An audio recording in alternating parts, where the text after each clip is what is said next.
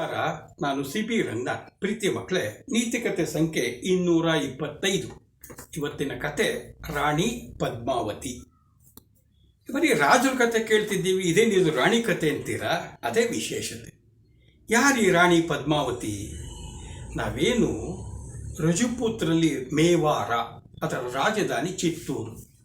ಮೇವಾರದ ರಾಜರುಗಳನ್ನೆಲ್ಲ ಸಹಿತ ರಾಣ ಅನ್ನುವಂಥ ಬಿರುದನ್ನು ಸೇರಿಸಿ ಕರೆಯೋದು. ಮೇವಾರದ ದೊರೆ ಯಾರು? ರಾಣ ರತ್ನಸಿಂಹ ಅಥವಾ ರತನ್ ಸಿಂಗ್. ಆತನ ಹೆಂಡತಿನೇ ರಾಣಿ ಪದ್ಮಾವತಿ. ಅದ್ಭುತ ಸೌಂದರ್ಯವತಿ. ಅವಳ ಸೌಂದರ್ಯ ಅದು ಲೋಕದಲ್ಲೇ ಪ್ರಖ್ಯಾತವಾಗಿರೋದು. ಈಕೆ ನಮ್ಮ ದೇಶದವಳೇ ಅಲ್ಲ.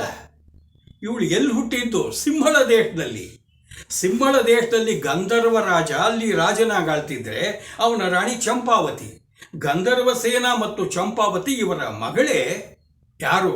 ಈ ಪದ್ಮಾವತಿ ಅಥವಾ ಪದ್ಮಿನಿ. ಬಾಲ್ಯದಿಂದಲೂ ಸಹಿತ ಇವಳಿಗೆ ಸೌಂದರ್ಯ ಇದೆ, ಜೊತೆಗೆ ವಿದ್ಯೆ ಇದೆ, ಬುದ್ಧಿ ಇದೆ, ಸಾಹಸ ಇದೆ. ಕುದುರೆ ಸವಾರಿ, ಕತ್ತಿ ಕಾಳಗ ಅಂದರೆ ಬಹಳ ಆಸಕ್ತಿ. ಇವಳು ಹೆಣ್ಣಾಗಿ ಬೆಳೆಯೋ ಬದಲು ಗಂಡಾಗಿ ಬೆಳೆದ್ಲು. ಆದರೆ ಒಳ್ಳೆಯ ಸೌಂದರ್ಯ, ಒಳ್ಳೆಯ ಅಭಿರುಚಿ ಎಲ್ಲ ಇದೆ. 18-19 ವರ್ಷದೊತ್ತಿಗೆ ಅವಳ ಕೀರ್ತಿ, ಅವಳ ಸೌಂದರ್ಯ ಎಲ್ಲ ಕಡೆಗೂ ಹಬ್ಬಿಬಿಟ್ಟಿದೆ. ನಾನು ಮದುವೆ ಆಗ್ತಿ. ಎಲ್ಲ ರಾಜಕುಮಾರರು ಬರೋರೆ. ಆದರೆ ಇವಳು ಮದುವೆ ಆಗಬೇಕಲ್ಲ. ನಾನು ಮದುವೆ ಆಗಬೇಕಾದ್ರೆ ಅವನು ಶೂರನಾಗಿರಬೇಕು, ಧೀರನಾಗಿರಬೇಕು ಅಂತ ಅವಳು ಏನೇನೋ ಕೆಲವು ಗುಣಗಳು ಹೇಳ್ತಿದ್ಲು. ರಾಜನಿಗೆ ತಲೆ ಕೆಟ್ಟು ಹೋಗಿತ್ತು. ಆದರೆ ಇವಳು ಮಾತು ಕಮ್ಮಿ ಬೇರೆಯವ್ರ ಜೊತೆಗೆ. ಯಾಕೆಂದರೆ ಹೀರಾಮಣಿ ಅಂಥೇಳಿ ಒಂದು ಮುದ್ದಾದ ಮಾತನಾಡೋ ಗಿಣಿ ಇವಳ ಜೊತೆಗಿತ್ತು. ಎಲ್ಲ ತನ್ನ ಅಂತರಂಗದ ವಿಷಯವನ್ನು ಅಂತಃಪುರದಲ್ಲಿ ಗಿಳಿ ಜೊತೆ ಹೇಳ್ತಿದ್ಲು. ಅದಕ್ಕೆ ಯಾಕೆ ಹೊತ್ತೆ ಮತ್ತೆ ನಿಂಗೊಳ್ಳೆ ರಾಜ್ಕುಮಾರ ಸಿಗ್ತಾನೆ ಅಂತ ಸಮಾಧಾನ ಮಾಡ್ತಿದ್ಲು. ರಾಜನಿಗೆ ತಲೆ ಕೆಟ್ಟು ಹೋತು. ಓಹೋ, ಈ ಗಿಳಿ ಸವಾಸದಿಂದ ಕೆಟ್ಟು ಹೋಗ್ತಿದ್ದಾಳೆ, ನಮ್ಮ ಜೊತೆ ಮಾತಾಡಲ್ಲ ಅಂಥೇಳಿ ಅಗ್ನಿ ಮಾಡಿಬಿಟ್ಟ. ಆ ಗಿಳಿಯನ್ನು ಕೊಂದು ಹಾಕ್ರಿ ಅಂತ. ಯಾವಾಗ ರಾಜಭಟ್ರು ಬಂದು ತನ್ನ ಈ ಅತ್ಯಂತ ಪ್ರೀತಿ ಗಿಳಿಯನ್ನು ಕೊಲ್ತಾರೆ ಗೊತ್ತಾಯ್ತು.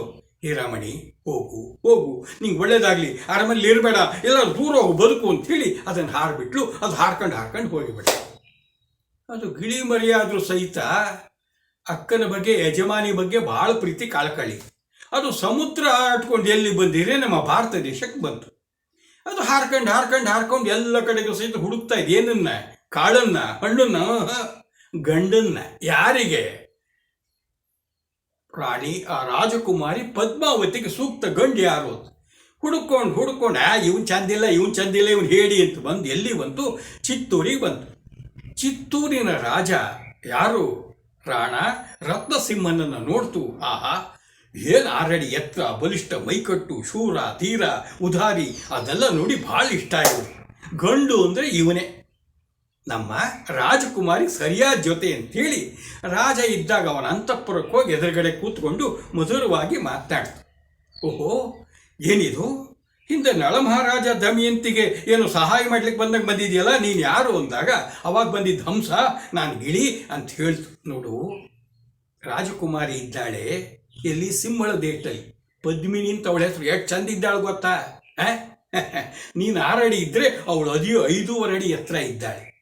ಏನು ಬಣ್ಣ! ಅಬಾಬಾಬಾಬಾ, ಗುಂಗುರು ಕೂದಲು, ನೀಳವಾದಂಥ ಜಡೆ. ಆಹಾ, ನೋಡಲಿಕ್ಕೆ ಅಂಥ ಬೆಳದಿಂಗಳ ಮೈ ಬಣ್ಣ. ಜೊತೆಗೆ ಕಣ್ಣು ಕಮಲ್ದಾಗಿದ್ದಾವೆ. ಹುಬ್ಬು ಬೇವಿನ ಎಸಳಂಗಿದೆ. ಮೂಗು ಸಂಪಿಗೆ ಎಸಳು. ತುಟಿ ಏನದು? ನಿನಗೆ ಕೆಂಪಾದ ತುಟಿಯಪ್ಪ, ತೊಂಡೆ ಹಣ್ಣು. ದಂತ ಪಂಕ್ತಿಗಳಂತೂ ದಾಳಿಂಬೆ ಬೀಜ. ಕತ್ತು ಶಂಕದಾಗಿದೆ. ಬಪ್ಪ, ಏನು ನಡೆದ್ರೆ ಹಂಸ ನಡಿಗೆ ಅಂಥೇಳಿ ಅವಳ ಧ್ವನಿಯನ್ನು ಇವೆಲ್ಲ ವರ್ಣಿಸ್ತು. ಜೊತೆಗೆ ಇವಳು ಕತ್ತಿಯನ್ನು ಕೈಯಲ್ಲಿ ಹಿಡಿದು ನಿಂತರೆ ಅವಳು ಯಾರದು? ನಿಮ್ಮ ಕೈಲಿ ಹೇಳ್ತಿರಲ್ಲಪ್ಪ, ಆದಿಪರಾಶಕ್ತಿ ಕಣ್ಣಂಗೆ ಕಾಣ್ತಾಳೆ. ಮಹಾಶೂರೆ, ದಿಟ್ಟೆ, ಎಲ್ಲ ಹೊಗಳ್ಬಿಡ್ತು. ತಡ್ಕೊಳಕ್ಕಾಗಲೇ ಇಲ್ಲ ಇವನು. ಮನಸ್ಸಿನ ತುಂಬ, ರತ್ನಸಿಂಹನ ಮನಸ್ಸಿನ ತುಂಬ ಯಾರೂ ಪದ್ಮಿನಿಯಿಂದ ತುಂಬಿಕೊಂಡು ಬಿಟ್ಲು. ಮದುವೆ ಆದರೆ ಅವಳೇ ಮದುವೆ ಆಗ್ತೀನಿ ಅಂತ ಗಿಳಿಗೆ ಸಮಾಧಾನ. ಅದನ್ನು ಕರ್ಕೊಂಡು ಸೀದಾ ಸೇನೆ ತಗೊಂಡು ಸಿಂಹಳಕ್ಕೆ ಬಂದೇ ಬಿಟ್ಟ. ರಾಜ ಗಂಧರ್ವ ಸೇನನಿಗೆ ಹೇಳ್ದ, ನಿನ್ನ ಮಗಳನ್ನು ಕೊಟ್ಟು ಮದುವೆ ಮಾಡಿಕೊಡು, ಇಲ್ಲದ್ರೆ ನಾನು ನಿನ್ನ ಮೇಲೆ ಯುದ್ಧ ಮಾಡಿ ನಿನ್ನ ರಾಜ್ಯವನ್ನು ಹಾಳು ಮಾಡಿ ನಾನೇ ಮದುವೆ ಆಗಿ ಹೋಗ್ತೀನಿ ಅಂತ. ಇದು ರಾಣಿ ಪದ್ಮಾವತಿಗೆ ಗೊತ್ತಾಯ್ತು. ಪದ್ಮಾವತಿ ಈ ರಾಜನಿಗೆ ಒಂದು ಸಂದೇಶ ಕಳಿಸಿದ್ಲು. ಓಹೋ, ರಾಣ ರತ್ನಸಿಂಹರೇ, ನನ್ನನ್ನು ಮದುವೆ ಆಗೋ ಆಸೆಯಿಂದ ಬಂದಿದ್ದೀವಿ. ಅದಕ್ಕೆ ನೀವು ಇಡೀ ನಮ್ಮ ಸಿಂಹಳ ದೇಶವನ್ನು ಸೋಲಿಸಿ ಹೊರಟಿದ್ದೀರಿ. ಬ್ಯಾಡಿ, ನನಗಾಗಿ ರಕ್ತಪಾತ ಆಗಲ್ಲ, ಬೇಡ. ನೀವು ನಿಜಕ್ಕೂ ಶೂರರೇ ಆದರೆ ನಿಮ್ಮ ಎಲ್ಲ ಸೇನೆ ಬಿಟ್ಟುಬಿಡಿ. ನಮ್ಮ ಇಡೀ ಸಿಂಹಳ ದೇಶದ ಸೇನೆ ಸೋಲ್ಸೋದು ಬೇಡ. ನೀವು ವೀರರೇ ಆದರೆ ನಾನೊಬ್ಬ ಸೈನಿಕನನ್ನು ಕಳಿಸ್ತೀನಿ, ನಮ್ಮ ದೇಶದ ಒಬ್ಬ ಸೈನಿಕನನ್ನು ಬಂದು ಯುದ್ಧ ಮಾಡಿ. ಅವನನ್ನು ಸೋಲಿಸಿದ್ರೆ ನಿಮಗೆ ನಾನು ಮದುವೆ ಆಗ್ತೀನಿ, ಒಪ್ಕೊಳ್ಬಿಟ್ಟು. ಅವನಿಗೆ ಆಶ್ಚರ್ಯ, ಸಾಮಾನ್ಯ ಒಬ್ಬ ಸೈನಿಕನ ಸೋಲಿಸ್ಬೇಕಾ, ನಾನು ಅಂದ್ರೇನು, ಆಯಿತು ಅಂತೇಳಿ ಸವಾಲನ್ನು ಸ್ವೀಕಾರ ಮಾಡೇ ಬಿಟ್ಟ. ಸರಿ, ಸಿಂಹಳ ದೇಶಕ್ಕೆ ಬಂದಿದ್ದಾನೆ. ಇವನೊಂದು ಪರಿವಾರ ಕೂತಿದೆ ರಣಾಂಗಣದಲ್ಲಿ. ಸಿಂಹಳ ದೇಶದ ಎಲ್ಲ ಪ್ರಜೆಗಳು ಕೂತಿದ್ದಾರೆ, ಅಲ್ಲಿ ರಾಜ ರಾಣಿ ಇದ್ದಾರೆ.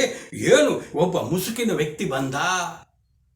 ಅವನು ಒಳ್ಳೆ ಕಟ್ಮಸ್ತಾಗಿದ್ದಾನೆ, ಆದರೆ ಕವಚ ಮುಖವಾಡ ಯಾರು ಅಂತ ಗೊತ್ತಾಗ್ತಿಲ್ಲ. ರಾಜ ರತನ್ ಸಿಂಹನಿಗೂ ಈ ಯೋಧನಿಗೂ ಇಬ್ಬರಿಗೂ ಕತ್ತಿ ವರ್ಷೆ ಶುರುವಾಗ್ಬಿಡ್ತು. ಅದ್ಭುತವಾದ ಇಬ್ಬರು ಹೋರಾಡ್ತಿದ್ದಾರೆ. ರತ್ನಸಿಂಹನಿಗೆ ಆಶ್ಚರ್ಯ, ಇಷ್ಟು ಶೂರ ಇರೋಕ್ಕೆ ಸಾಧ್ಯನೋ? ಒಬ್ಬ ಸಾಮಾನ್ಯ ಸೈನಿಕ ಅಂತ. ಕುದುರೆ ಮೇಲೆ ಕೂತ್ಕೊಂಡು ಯುದ್ಧ ಮಾಡಿದ್ರು, ಕತ್ತಿ ಹಿಡ್ಕೊಂಡು ಯುದ್ಧ ಮಾಡಿದ್ರು, ಬರ್ಜಿ ಹಿಡ್ಕೊಂಡ್ರು, ಬಿಲ್ಲು ಬಾಣ ಎಲ್ಲ ಆಯಿತು. ಯಾರು ಸೋಲ್ತಾರ ಗೆತ್ತಿಲ್ಲ, ಇಬ್ಬರು ಬೆವರಿಳಿದು ಹೋಗ್ಬಿಡ್ತು. ಕೊನೆಗೆ ರತ್ನಸಿಂಹನಿಗೆ ಸಿಟ್ಟು ಬಂದವನು ಏನು ಮಾಡ್ದ, ಕತ್ತಿಯಿಂದ ವಾನ್ಸಲಿ ಕೋಪದಿಂದ ಬೀಸೇ ಬಿಟ್ಟ. ಅದೇನು ಮಾಡ್ತು, ಆ ಯೋಧನ ಕಿರೀಟಕ್ಕೆ ಬಿಡ್ದು ಅವನ ಮುಖವಾಡ ಕಿರೀಟ ಎಲ್ಲ ಕಿತ್ತು ಹೋಗಿಬಿಡ್ತು. ನೋಡ್ತಾರೆ, ಉದ್ದವಾದಂಥ ಜಡೆ ಹೊರಗೆ ಬಂದುಬಿಡ್ತು. ಗಂಡಲ್ಲ ಹೆಣ್ಣು, ಅದ್ಭುತ ಸೌಂದರ್ಯವತಿ. ಅಲ್ಲಿದ್ದಂಥ ಜನಕ್ಕೆ ಗೊತ್ತಾಗ್ಬಿಡ್ತು, ರಾಜಕುಮಾರಿ ಜೈ ಅಂತ ಜೈಕಾರ ಹಾಕ್ತಿದ್ದಾರೆ.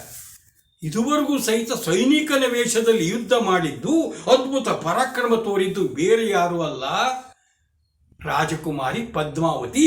ಜನ ಜೈಕೋಶ ಹಾಕೋದು ನೋಡಿ ನಮ್ಮ ರತ್ನಸಿಂಹನಿಗೆ ಒಂಥರ ನಾಚಿಕೆ ಆಗಿಬಿಡ್ತು, ಸಂಕೋಚ ಆಗಿಬಿಡ್ತು. ಕೈ ಮುಗಿದ, ರಾಜಕುಮಾರಿ ದಯವಿಟ್ಟು ಕ್ಷಮಿಸು, ನಾನು ನೀನು ಗಂಡು ಅಂತ ತಿಳ್ಕೊಂಡು ಯುದ್ಧ ಮಾಡಿದ್ದೆ, ಆದರೆ ನೀನು ಎಂತಹ ಅದ್ಭುತ ಪರಾಕ್ರಮಶಾಲಿ, ಆದರೂ ಸಹಿತ ನಾನು ನಿನ್ನ ಜೊತೆ ಯುದ್ಧ ಮಾಡಬಾರ್ದಿತ್ತು ಅಂತ ಕೈ ಮುಗಿದ. ಆಗ ಅವಳು ಹೇಳಿದ್ಲು, ಅಪ್ಪ ಬಾಯಿಲಿ ಅಂತ ಅಪ್ಪನ ಕರೆದ್ಲು, ಅಮ್ಮನ ಕರೆದ್ಲು. ಆತ ರಾಜ ರಾಣಿಯರಲ್ಲೂ ಕ್ಷಮೆ ಕೋರ್ದ. ಆಗ ಅವಳಿಗೆ ಭಾಳ ಸಂತೋಷ ಆಗಿಬಿಟ್ಟಿದೆ. ಮಹಾರಾಜ ಯೋಚನೆ ಮಾಡಬೇಡ, ನಮ್ಮ ಮಗಳ ಆಸೆ ಇದ್ದಿದ್ದೆ ಹೀಗೆ, ಯಾರು ಯುದ್ಧದಲ್ಲಿ ನನ್ನ ಗೆಲ್ತಾರೋ ಅವಳು ಮದುವೆ ಆಗ್ತೀನಿ, ಅವ್ರು ನಿಜಕ್ಕೂ ವೀರ ಆಗಿರಬೇಕು ಅಂತ. ಮಹಾರಾಜ, ನಾನು ಭಿಕ್ಷೆ ಕೇಳ್ತಾ ಇದ್ದೀನಿ, ನಿಮ್ಮ ಮಗಳನ್ನು ನನಗೆ ದಯವಿಟ್ಟು ಭಿಕ್ಷೆಯಾಗಿ ಕೊಡಿ ಅಂತ. ಭಿಕ್ಷೆಯಲ್ಲಪ್ಪ, ನಿನಗೆ ರಕ್ಷೆ ಕೊಡ್ತೀನಿ ತಗೋ ಅಂತೇಳಿ ಆ ಪದ್ಮಾವತಿ ಜೊತೆಗೆ ಅಪಾರ ಸಂಪತ್ತನ್ನು ಕೊಟ್ಟು ವೈಭವದಿಂದ ಮದುವೆ ಮಾಡಿ ಕಳಿಸ್ಕೊಟ್ರು. ಪದ್ಮಾವತಿ ಸಂತೋಷದಿಂದ ರಾಣಾ ರತ್ನಸಿಂಹನ ಜೊತೆಗೆ ಚಿತ್ತೂರಿಗೆ ಬಂದ್ಲು. ಚಿತ್ತೂರು ಸಡಗರ ಸಂಭ್ರಮ, ಏನು ಹೇಳ್ತೀರಾ, ಅಬಾಬಾಬ ಎಷ್ಟು ಚಂದ ಇದ್ದಾಳೆ ನಮ್ಮ ರಾಣಿ ಅಂತೇಳಿ.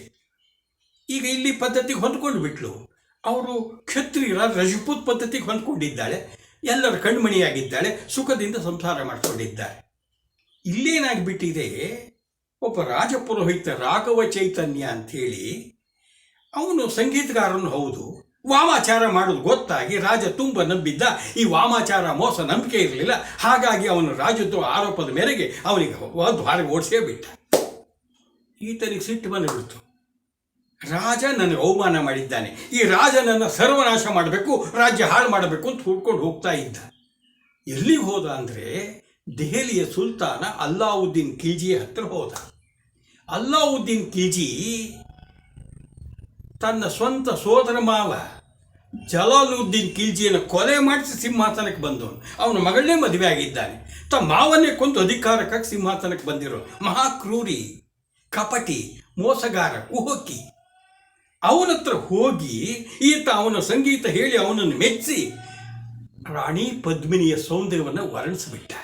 ಹೆಂಗಿದ್ದಾಳೆ ನೋಡ್ಲಿಕ್ಕೆ, ಎರಡು ಕಣ್ಣು ಸಾಲದು, ಎಲ್ಲ ಹೇಳಿದ ಕೂಡಲೇ ಹುಚ್ಚಾಗಿಬಿಟ್ಟ ಅಲ್ಲಾವುದ್ದೀನ್ ಖಿಲ್ಜಿ. ಛೇ, ಅವಳು ನಾನು ಮದುವೆ ನಿಖಾ ಮಾಡ್ಕೋಬೇಕು, ನನ್ನ ಅಂತಃಪುರದಲ್ಲಿ ಇರಬೇಕು, ಏನು ಮಾಡಬೇಕು ಅಂತ. ಏನು ಮಾಡಬೇಕು ಅಂದರೆ ಯುದ್ಧ ಮಾಡಬೇಕು, ಗೆಲ್ಲಬೇಕು ಅಂತ ಹೇಳಿದ. ಸರಿ, ಮಹಾಕಪಟೀವ ದೊಡ್ಡ ಸೇನೆ ತಗೊಂಡು ಚಿತ್ತೂರಿಗೆ ಮುತ್ತಿಗೆ ಹಾಕೇ ಬಿಟ್ಟ. ರಜಪೂತರು ಯುದ್ಧಕ್ಕೆ ತಯಾರಾಗಿಬಿಟ್ರು. ರಾಣಾ ನಮ್ಮ ರತ್ನಸಿಂಹ ನೇತೃತ್ವದಲ್ಲಿ ತಯಾರಾಗಿಬಿಟ್ಟಿದ್ದಾರೆ. ಎರಡು ಸೇನೆಗಳು ಎದುರು ಬದಲಾಗಿದೆ. ಅಲ್ಲಾವುದ್ದೀನ್ ಖಿಲ್ಜಿ ಯೋಚನೆ ಮಾಡ್ತೀವಿ, ಯುದ್ಧ ಆದರೆ ಯಾರು ಬೇಕಾದ್ರೂ ಗೆಲ್ಬೋದು, ಈ ರಜಪೂತರು ಮಹಾಶೂರರು, ನಾನೀಗೇನಾದ್ರೂ ಒಂದು ಉಪಾಯ ಮಾಡಬೇಕು.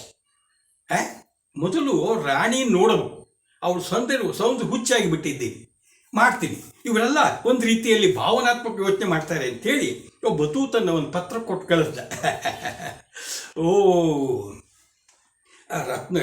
ರಾಣಾ ರತ್ನಸಿಂಹಜಿ, ನಾನು ನಿಮ್ಮ ಬಂಧುವಾಗಿ ಬಂದಿದ್ದೀನಿ. ನಿಮ್ಮ ಪತ್ನಿ ನನಗೆ ಸಹೋದರಿ ಇದ್ದ ಹಾಗೆ. ನೋಡಿ, ನಿಮ್ಮಲ್ಲಿ ರಾಖಿ ದೊಡ್ಡ ಹಬ್ಬ, ನಾಳೆ ರಾಖಿ ಹಬ್ಬ ಅಲ್ವಾ? ದಯವಿಟ್ಟು ನಾನು ಬಂದು ನನ್ನ ಸಹೋದರಿಗೆ ರಾಖಿಯನ್ನು ಕಟ್ಟಲಿಕ್ಕೆ ಒಂದು ಅನುಮತಿ ಮಾಡಿಕೊಡಿ. ಉಡುಗೊರೆ ಕೊಟ್ಟು ನಾನು ಹೋಗಿಬಿಡ್ತೀನಿ, ಯುದ್ಧಕ್ಕೆ ಬಂದಿಲ್ಲ. ಏನು ಮಾಡಬೇಕೀಗ? ರಾಜ ರಾಣಿ ಯೋಚನೆ ಮಾಡಿದರು. ಇಷ್ಟಲ್ಲೇ ಬಗೆಹರಿದ್ರು ಒಳ್ಳೆಯದು. ಆದರೆ ರಜಪೂತ್ ಹೆಣ್ಮಕ್ಕಳು ಪರಪುರುಷನ ಮುಂದೆ ನೇರವಾಗಿ ಬರೋದೇ ಇಲ್ಲ, ಮುಖ ತೋರಿಸೋದೇ ಇಲ್ಲ. ಅವಾಗ ಇವರು ಒಂದು ಉತ್ತರ ಕೊಟ್ಟರು, ನೀವು ಬನ್ನಿ, ರಾಖಿ ಕಟ್ಟಿ, ಆದರೆ ರಾಣಿಯ ಮುಖ ನಿಮಗೆ ಕಾಣಲ್ಲ, ನೇರವಾಗಿ ಕನ್ನಡಿಯಲ್ಲಿ ಅವಳ ಪ್ರತಿಬಿಂಬ ನೋಡ್ಬೋದು ಅಂದ್ಕೊಳ್ಳೆ. ಅದಕ್ಕೂ ಒಪ್ಪಿಕೊಂಡು ಬಿಟ್ಟ. ದೊಡ್ಡ ಹುಡುಗರ ಜೊತೆ ಬಂದ, ಭೇಟಿ ಆಯಿತು, ರಾಖಿ ಕಟ್ತಾ, ಕನ್ನಡಿಯಲ್ಲಿ ಅವನ ಸೌಂದರ್ಯ ನೋಡ್ತಿದ್ದಂಗೆ ಹುಚ್ಚಾಗಿಬಿಟ್ಟ. ನಾಟಕದಲ್ಲಿ ಸೋದರಿ ಎಂದಿದ್ದ, ಅವಳನ್ನು ಯಾವಾಗ ಪಡ್ತಿ ಹಾಪಾಪ ಮಾಡಲಿಕ್ಕೆ ಮಾಡಿಬಿಟ್ಟ. ಆದರೆ ಅಲ್ಲೇನು ತೋರಿಸೋ ಹಾಗಿಲ್ಲ. ಅರಮನೆಯಲ್ಲಿ ಏನಾದ್ರು ಹೇಳಕ್ಕೆ ಹೋದ್ರೆ ಕೊಂದೇ ಬಿಡ್ತಾರೆ, ರಜಪುತ್ರ ಗೊತ್ತು. ನಿಧಾನವಾಗಿ ರತನ್ ಸಿಂಹಜಿ ಬನ್ನಿ ಬನ್ನಿ ಅಂಥೇಳಿ ಕರ್ಕೊಂಡು ಹೋದ. ಕೋಟೆ ಬಾಗಿಲು ಹೊರಗಡೆ ಕರ್ಕೊಂಬಂದವನು ತಕ್ಕನ ಮೋಸದಿಂದ ಅವನು ಬಂಧಿಸ್ಕೊಂಡು ಸೀದಾ ತನ್ನ ಶಿಬಿರಕ್ಕೆ ಅವನು ಕರ್ಕೊಂಬಂದು ಇಟ್ಟುಬಿಟ್ಟ. ಎಲ್ಲರಿಗೂ ಗಾಬರಿ, ಕೋಟೆ ಬಾಗಿಲಕ್ಕೊಂಡು ಕೂತು ಬಿಟ್ರು. ತಮ್ಮ ರಾಜನೇ ಇಲ್ಲ, ಸರಿ ಹೇಳಿದ್ಬಿಟ್ಟು ಏನು ಮಾಡೋದು ಅಂತ. ಆಗ ಮತ್ತೊಂದು ಪತ್ರ ಕಳಿಸ್ದ. ಮಹಾರಾಣಿ, ನಿನ್ನ ಸೌಂದರ್ಯಕ್ಕೆ ಮನಸೋತಿದ್ದೀನಿ, ನೀನು ಬಂದು ನನ್ನವಳಾದರೆ ನಿಮ್ಮ ರಾಜನ ಬಿಡುಗಡೆ ಮಾಡ್ತೀನಿ, ಇಲ್ಲದೇ ಕೊಂದು ಬಿಡ್ತೀನಿ. ಯಾವ ಹೆಣ್ಣು ಒಪ್ಕೊಳ್ತಾಳೆ? ಪದ್ಮಾವತಿಗೆ ಏನು ಮಾಡೋದು ಗೊತ್ತಾಗಲಿಲ್ಲ. ಆಗ ಇಬ್ಬರು ಸೇನಾಧಿಪತಿಗಳು, ತಾಯಿ ಒಪ್ಕೊಳ್ಳಿ. ನೋಡಿ, ನಾವು ಮೊದಲು ಮಹಾರಾಜನನ್ನು ನೋಡ್ತೀನಿ, 150 ಜನ ನನ್ನ ಮಹಿಳಾ ಪರಿವಾರದ ಜೊತೆಗೆ ಬರ್ತೀನಿ ಮೇನೆನಲ್ಲಿ, ಅವ್ರನ್ನೆಲ್ಲ ನೀವು ತಪಾಸಣೆ ಮಾಡಿ ಅವಮಾನ ಮಾಡಬಾರ್ದು. ಆ ಭರವಸೆ ಕೊಟ್ಟರೆ ರಾಜನ್ ನೋಡಿ ಆಮೇಲೆ ನಿನ್ನ ಅಂತಃಪುರಕ್ಕೆ ಬಂದು ನಿನ್ನ ಆಸೆ ಈಡೇರಿಸ್ತೀನಿ ಅಂತ ಒಪ್ಕೊಳ್ಳಿ ಅಂದ್ಕೊಳ್ಳೆ. ಹಾಗೆ ಒಪ್ಕೊಂಡು ಹಾಗೆ ಪತ್ರ ಬರೆದು ಕಳಿಸ್ಬಿಟ್ಲು. ಇದು ಬಾಯ್ ಬಿಡ್ತಿತ್ತು. ಆಯಿತು, ಬರಲಿ ಬರಮಾಡ್ಕೊಳ್ರಿ ಅಂತ. ಸೀದಾ 150 ಪಲ್ಲಕ್ಕಿಗಳಲ್ಲಿ ಸುಂದರ ತರುಣಿಯರು ಕೂತಿದ್ದಾರೆ. ಮುಂದುಗಡೆ ಮಧ್ಯದಲ್ಲಿ ರಾಣಿ ಕೂತಿದ್ದಾಳೆ ಪದ್ಮಾವತಿ. ಅವಳು ಹಾಗಿದ್ದ ದಾಸಿ, ಅವಳಿಗೆ ಇವರು ಅದೇ ರೀತಿ ರಾಣಿಯ ಉಡುಪು ಹಾಕಿಬಿಟ್ಟಿದ್ದಾರೆ. ಸೀದಾ ಶಿಬಿರಕ್ಕೆ ಬಂದೇ ಬಿಡ್ತು. ಅಲ್ಲಿ ಪಲ್ಲಕ್ಕಿಯಲ್ಲಿ ಕೂತವ್ರು ಅವಳೊಬ್ಬಳು ಬಿಟ್ಟರೆ 149 ಜನ ವೀರ ಯೋಧರು ಕೂತಿದ್ರು. ಅಲ್ಲಿ ಶಿಬಿರದಲ್ಲಿ ಹೆಚ್ಚು ಕಾವಲಿರಲಿಲ್ಲ. ರಾಜನ್ ಬಿಡುಗಡೆ ಮಾಡಿಸಿ ಅಲ್ಲಿ ಇದ್ದವ್ರನ್ನ ಕೊಂದು ಸಾರನ್ನ ರಾಜನ್ ಕರ್ಕೊಂಡು ಕೋಟೆ ಒಳಗೆ ಬಂದೇ ಬಿಟ್ರು. ಮೋಸ ಏನು ಈ ಹೆಣ್ಣು ನನಗೆ ಮೋಸ ಮಾಡಿಲ್ಲ ಅಂತ ಕುಣಿದೇ ಕೂತ್ಕೊಳ್ಳೋದ. ಮೋಸಕ್ಕೆ ಪ್ರತಿ ಮೋಸ. ಈಗೇನಾಗ್ಬಿಡ್ತು, ಕೋಪ ಬಂದ್ಬಿಡ್ತೀವಿ ನೀವು. ಇವನು ಅಕ್ಕಪಕ್ಕದ ಯಾರ್ಯಾರು ಈ ಪದ್ಮಾವತಿ ಸೌಂದರ್ಯಕ್ಕೆ ಮನ್ಸೋತದ್ದ ದೇವಪಾಲ್ ಅಂತೇಳಿ ರಾಜ, ಅವನನ್ನು ಕರ್ಕೊಂಡ. ತಾನು ಈ ಯುದ್ಧಕ್ಕೆ ಬಂದೇ ಬಿಟ್ಟ. ಈ ಕಡೆಗೆ ನಮ್ಮ ಕಿಲ್ಜಿ ಸೇನೆ, ಈ ಕಡೆಗೆ ನಮ್ಮ ರಾಣ ರತನ್ ಸಿಂಹನ ಸೇನೆಗೆ ಘೋರ ಯುದ್ಧವಾಯಿತು. ಈಗೇನು ಮಾಡಿಬಿಟ್ಟ, ಮೆಲ್ಲಿಗೆ ದೇವಪಾಲನ್ನು ಮುಂದೆ ಮಾಡಿ ತಾನು ಆ ಕಡೆಯಿಂದ ಈ ಕಡೆ ಬಂದ. ಯುದ್ಧದಲ್ಲಿ ರಾಣ ರತ್ನಸಿಂಹ ಮರಣ ಹೊಂದಿಬಿಟ್ಟ. ದೇವಪಾಲ ಅವನು ಕೊಂದು ಬಿಟ್ಟಿದ್ದಾನೆ. ಈ ಕಡೆಗೆ ನೀನು ನೋಡ್ಕೊ ಅಂತ ಹೇಳಿ ತನ್ನ ಸೇನೆ ತಗೊಂಡು ಕೋಟೆ ಒಳಗಡೆ ನುಗ್ಗುತ್ತಾ ಇದ್ದಾನೆ. ಯಾಕೆ? ಅವನ ಗುರಿ ರಾಣಿ ಪದ್ಮಾವತಿ, ಅವಳನ್ನು ಒಂದ್ಸಲಿ ಏನಾದ್ರು ತನ್ನೊಳ ಮಾಡ್ಕೊಳ್ಬೇಕು ಅಂತ. ಯಾವಾಗ ಯುದ್ಧದಲ್ಲಿ ರಾಣ ರತ್ನಸಿಂಹ ಮರಣ ಹೊಂದದ ಅಂತ ಗೊತ್ತಾಯಿತು, ಪದ್ಮಾವತಿಗೆ ಗೊತ್ತಾಯಿತು, ದುಷ್ಟ ಬಂದೇ ಬರ್ತಾನೆ, ನನ್ನನ್ನು ಪಡೆಯಕ್ಕೆ ಪ್ರಯತ್ನ ಪಡ್ತಾನೆ ಅಂತ. ಅವಳು ರಜಪೂತ್ ಹೆಣ್ಣು, ಪ್ರಾಣಕ್ಕಿಂತ ಮಾನ ದೊಡ್ಡದು ಅಂತ ಅಂದ್ಕೊಳ್ಳೋಳು. ತಕ್ಷಣ ತನ್ನ ಜೊತೆಯಲ್ಲಿರೋ ಹೆಣ್ಮಕ್ಕಳಿಗೆಲ್ಲ ಹೇಳಿದ್ಲು. ಎಲ್ಲರೂ ಸಹಿತ ಜೋಹರ್ ಪದ್ಧತಿ, ಸತಿ ಸಹಗಮನ ಇದೆಯಲ್ಲ, ಅಲ್ಲಿ ಜೋಹರ್ ಪದ್ಧತಿ ಒಪ್ಪಿಕೊಂಡಿದ್ದಾರೆ. ದೊಡ್ಡದಾಗಿ ಬೆಂಕಿ ರಾಶಿ ಒಟ್ಟಿದ್ದಾರೆ.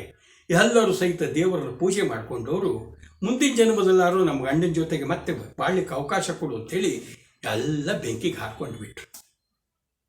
ಸುಟ್ಟು ಬೂದಿ ಆದರು. ಈ ಕಡೆಗೆ ಕಿಲ್ಜಿ ಬಂದೇ ಬಂದ. ಪದ್ಮಾವತಿ ನನ್ನವಳು ಅಂತ ಎಲ್ಲಿದ್ದಾಳೆ? ಅವಳ ಮುಖ ಅಲ್ಲ, ಬಟ್ಟೆ ಅಲ್ಲ, ಒಂದು ಬೂದಿಯೂ ಸಹಿತ ಸಿಗದಂಗಾಗಿಬಿಡ್ತು. ಇಷ್ಟೆಲ್ಲ ಗೆಲುವು ಸಿಕ್ಕರು ಸಹಿತ ಪದ್ಮಾವತಿ ನನ್ನವಳಾಗಲಿಲ್ಲ ಅಂಥೇಳಿ ತುಂಬ ನಿರಾಶೆ ಹತಾಶೆಯಿಂದ ಆತ ಹೋಗೇ ಬಿಟ್ಟ. ಇದು ರಾಣಿ ಪದ್ಮಾವತಿಯ ಕತೆ, ನಡೆದ ಕತೆ. ನಮ್ಮ ಜನ ಧೈರ್ಯ ಶೌರ್ಯ ಜೊತೆಗೆ ಹೆಣ್ಣುಮಕ್ಕಳು ಪ್ರಾಣಕ್ಕಿಂತ ಮಾನ ಅಂಥೇಳಿ ಬದುಕಿದವರು. ಮಹಾರಾಣಿಯಾಗಿರ್ಬೋದು, ಸಾಮಾನ್ಯ ಹೆಣ್ಣಾಗಿರ್ಬೋದು, ಯಾರ್ಯಾರು ಮೌಲ್ಯಗಳನ್ನು ಸಂಸ್ಕೃತಿ ಉಳಿಸ್ಲಿಕ್ಕೆ ಪ್ರಯತ್ನ ಪಟ್ಟರು, ಯಾರ್ಯಾರು ಅದಕ್ಕೆ ಪ್ರಾಣದಾನ ಮಾಡಿದ್ದಾರೆ ಅವರನ್ನು ನೆನಿಬೇಕಲ್ವಾ? ಇದು ನಮ್ಮ ಭಾರತೀಯರಿಗೆ ಆದರ್ಶವಾಗಿರಬೇಕು. ನಮಸ್ಕಾರ.